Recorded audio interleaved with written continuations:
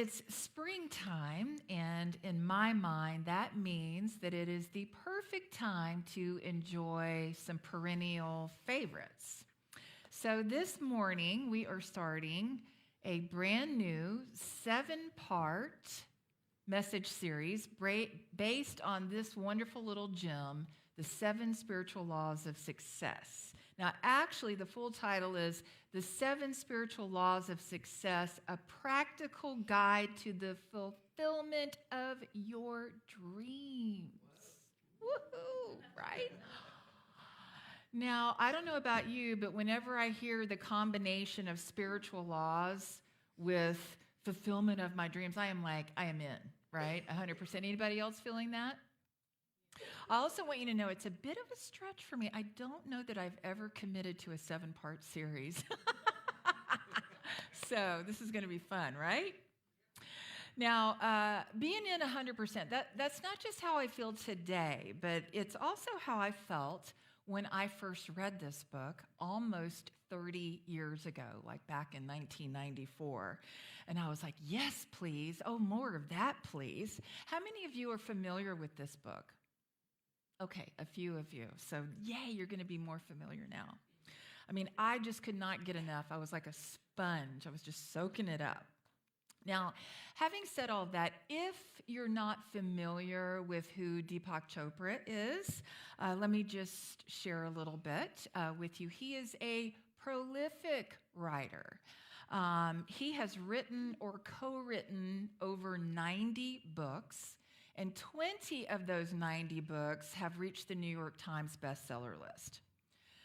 I mean, that's saying a lot, right? So over these next 7 weeks, we're going to explore these 7 powerful principles. And I'm just going to go ahead and give you a heads up that some of them are going to sound familiar because they are very compatible with our unity teachings.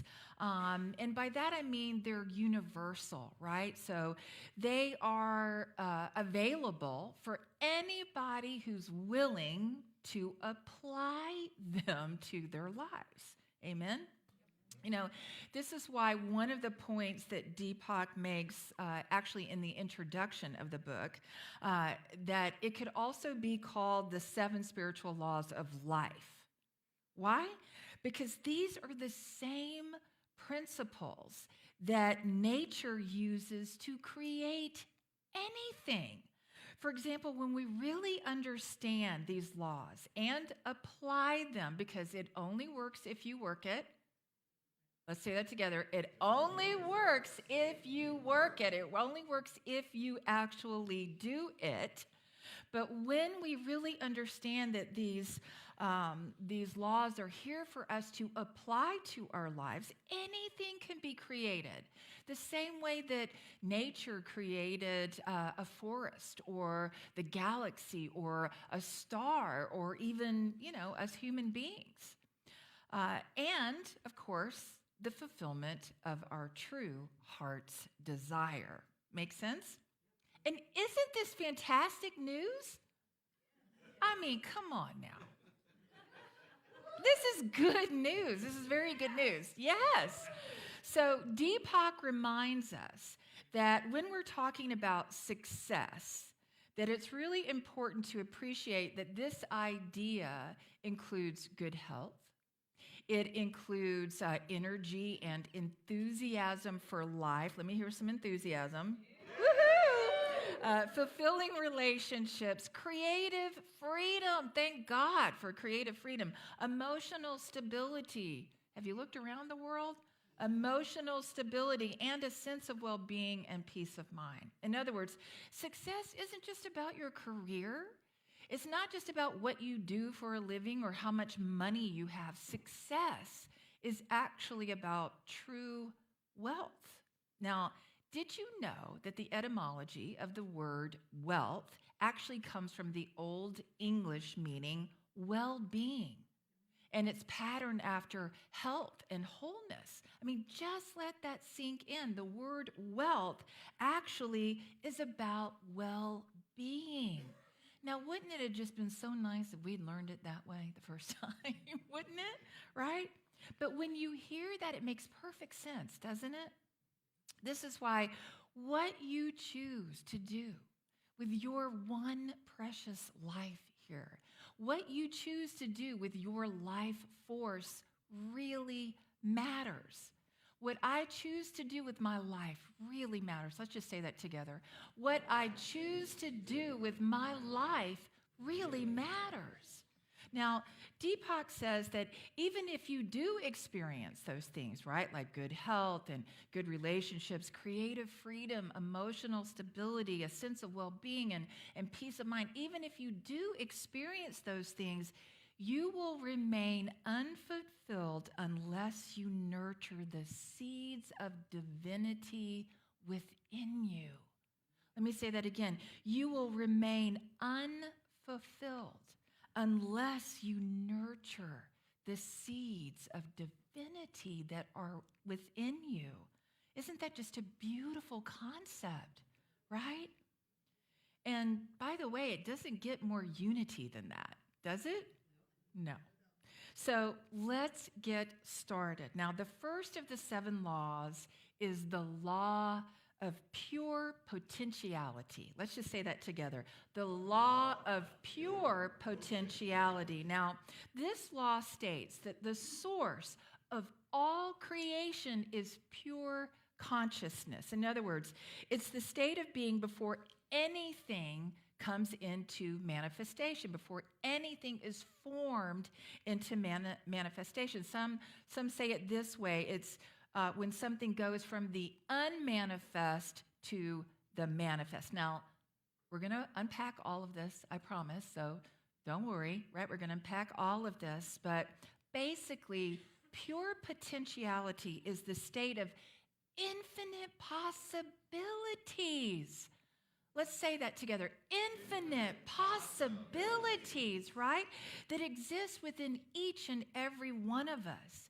It implies that we each have the capacity to tap into our inner resources to shape our lives for our best and highest good. Thank God, right?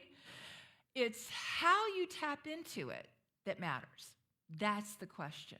How you tap into it. So let me just hit the pause button here for a minute because Deepak says something in this chapter that I find really interesting and it really struck me. He said, when you discover your essential nature and know who you really are, then you will be in alignment with the power that creates everything. And so the part that struck me was knowing who you really are.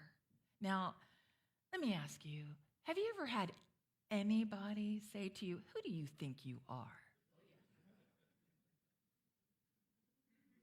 I won't ask if you've said it to someone, but you get it, right? And what if you thought like, well, who do you think you are, right? So let's just talk about that. Who are you? Who are you? Well, you are the beloved of the beloved. You are a precious child of God. You are one with the presence and power of God because you were made in the image and likeness of God. Remember Genesis chapter 1, God created humankind in his image. In his image, he created them male and female. Male and female, he created them and did what? Blessed them. That's right. So you can never be separate from the source that created you. You can never be separate from God. You may think that you can. You may. You may find yourself in some upside down, sideways situation and try to convince yourself that you can. You may even get fed up with this whole idea about oneness with God, right? But you can never be separate from God. God is always in you, as you, with you, and God is always ready. Let's say that together. God is always ready. You know, there are many names for God. Holy Spirit, loving creator, the Alpha and the Omega, the great comforter, love and light. There are many names for God. But today, I want to introduce you to another name for God, pure potentiality. Let's just say it again. Pure potentiality. Why? Because with God, from God, in you, there is only pure potentiality. All things are possible with God. All things, not just some things, but all things. Let's say that together. All things are possible with God, right? Now, get this, and I'm sure this wasn't there the first whatever number of times I read this book, but get this. In this chapter, Deepak says that the law of pure potentiality could also be called the law of unity. How about that?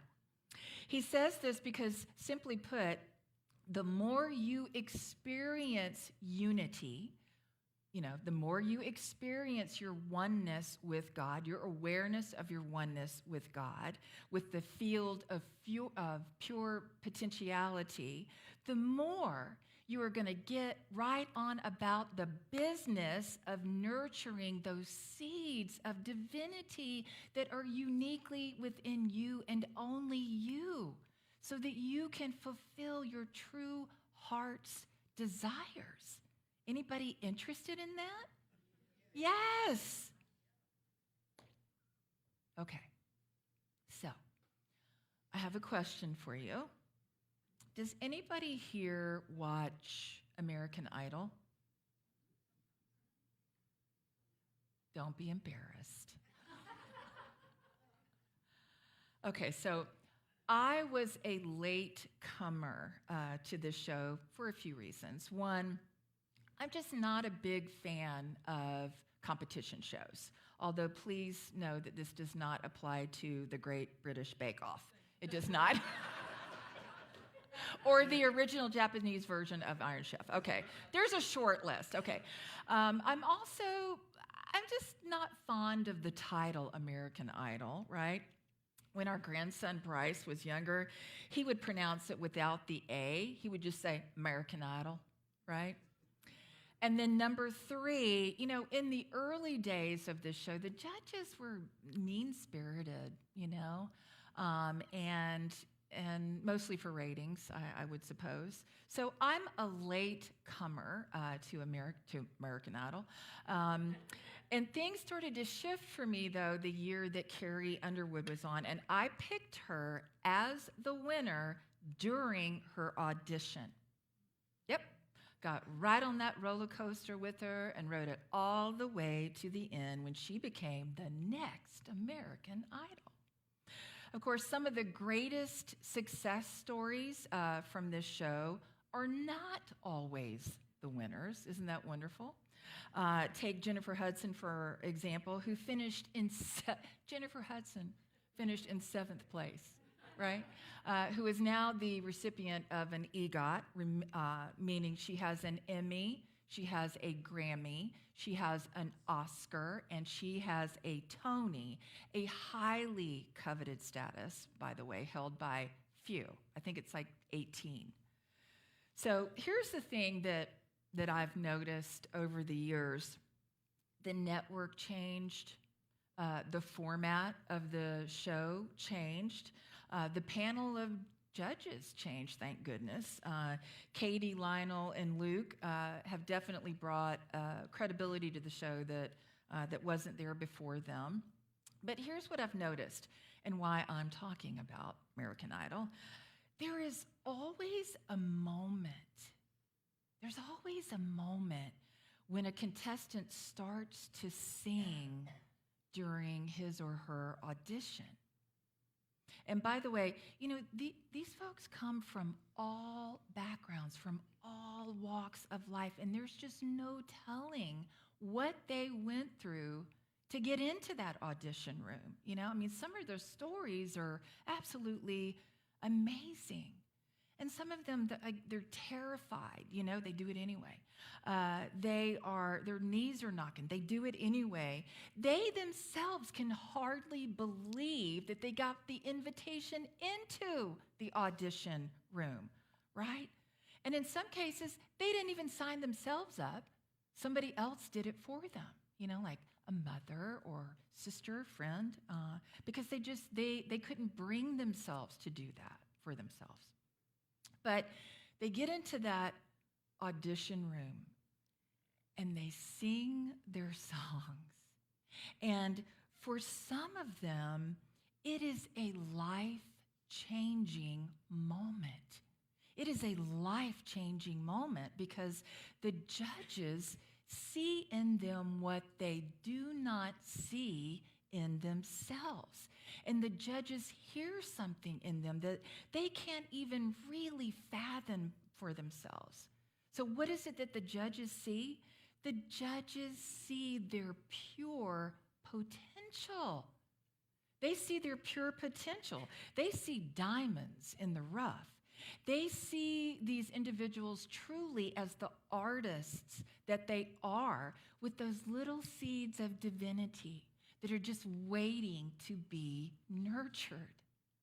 And then, for some, they hear those famous words, "You're going to Hollywood," right? And they think, "Wow, they got that golden ticket." Or this last season, they got a few got a platinum ticket. They're just, wow, And then they get to Hollywood.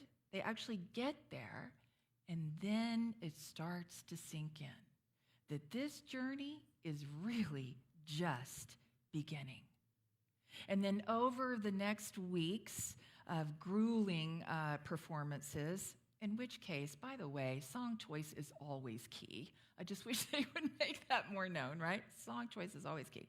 But these little diamonds in the rough, they start to believe in themselves. And then there's another moment.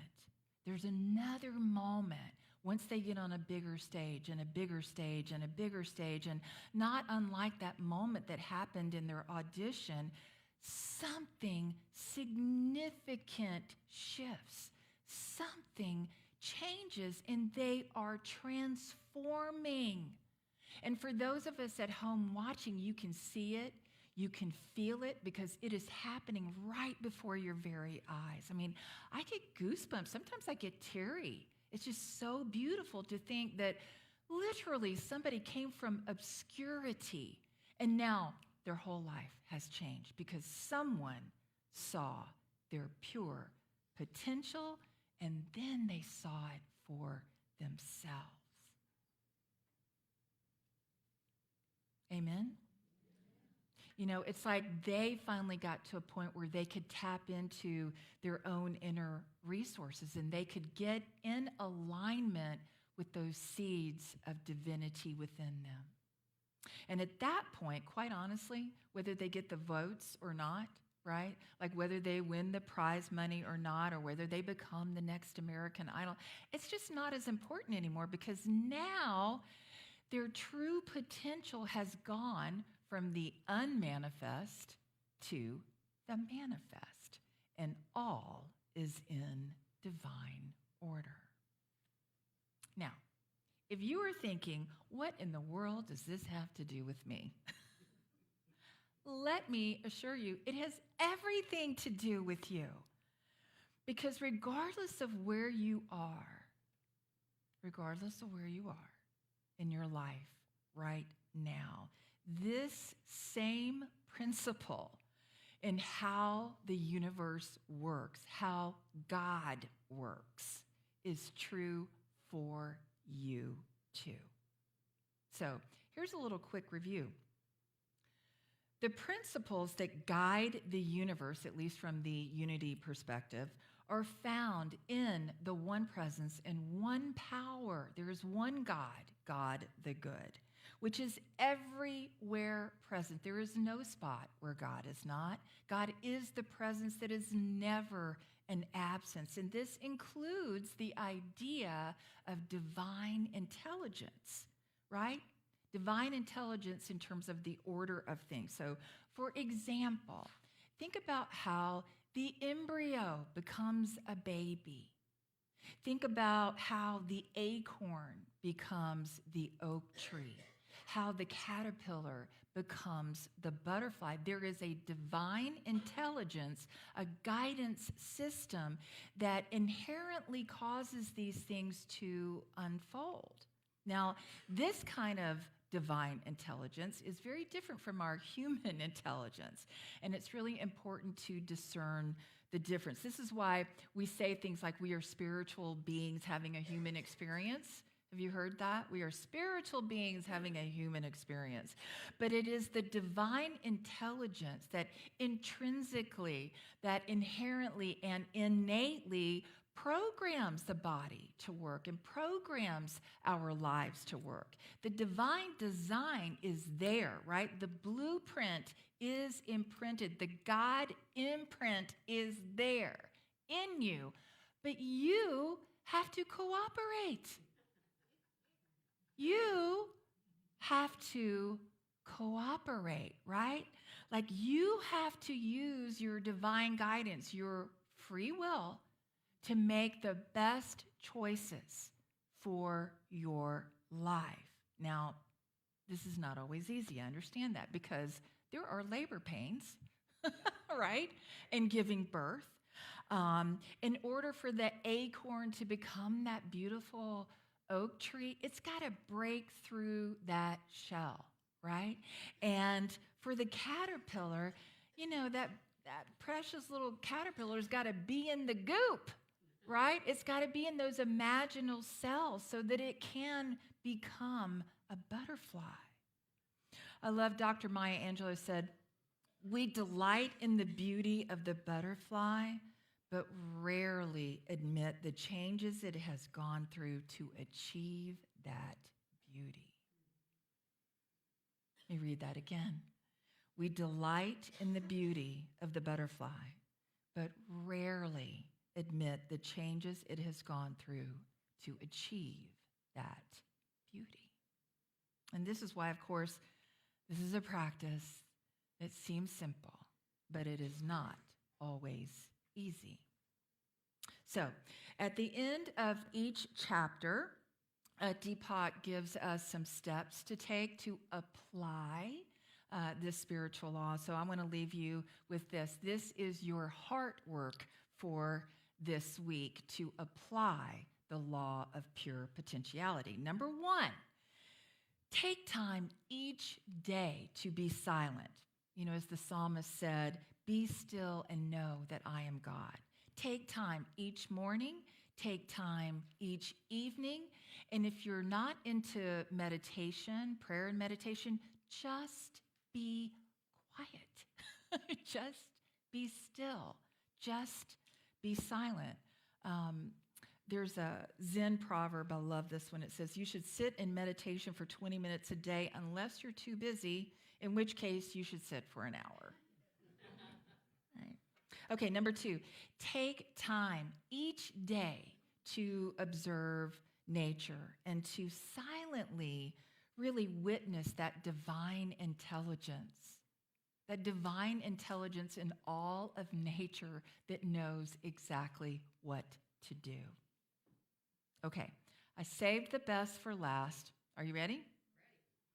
Deepak says that in order for you to access this field of pure potentiality, we have to practice non-judgment.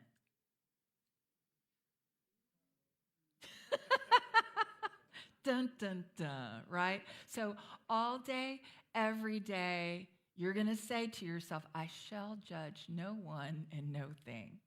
Now, we are all going to need some help with this, right? So get out your stickies, do whatever you have to do to check yourself before you wreck yourself. But most importantly, don't judge yourself for judging, right? Just, be aware of what's happening and then get back on track. So again, here's your heart work. Take time each day to be silent. Take time each day to witness nature and practice non-judgment. And so ends our message for today. Thank you, and God bless you.